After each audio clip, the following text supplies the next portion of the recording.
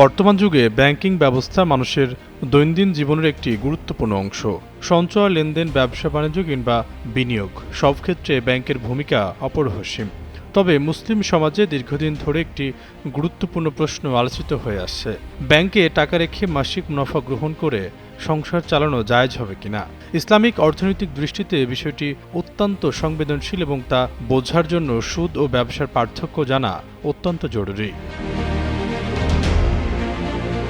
বর্তমানে বাংলাদেশে ইসলামী ব্যাংক নামে যেসব ব্যাংক পরিচালিত হয়, এই ব্যাংকগুলোকে যে কোনো মেয়াদি ডিপিএস রাখা, তার লভ্যাংশ গ্রহণ করা শরীয়তের দৃষ্টিতে হালাল বা জায়েজ হবে কিনা। বাংলাদেশের প্রথম 5D AI ইনভার্টার যুক্ত সর্বোচ্চ বিদ্যুৎ সাশ্রয়ী যমুনা এয়ার কন্ডিশনার।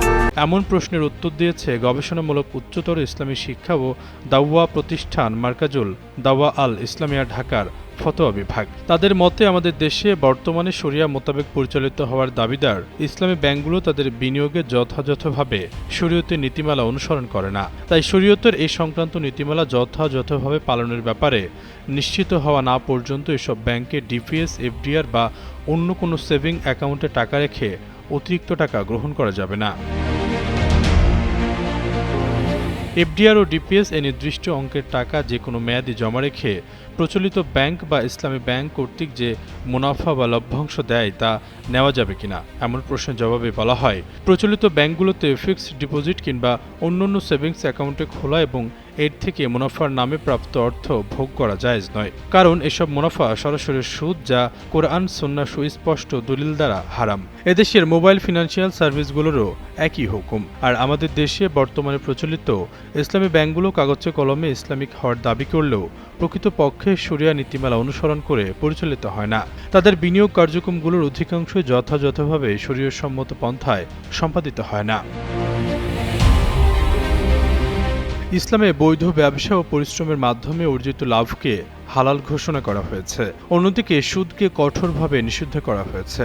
পবিত্র কোরআনে সূরা আল বাকারার 275 নম্বর আয়াতে বলা হয়েছে, আল্লাহ ব্যবসাকে হালাল করেছেন এবং সুদকে হারাম করেছেন।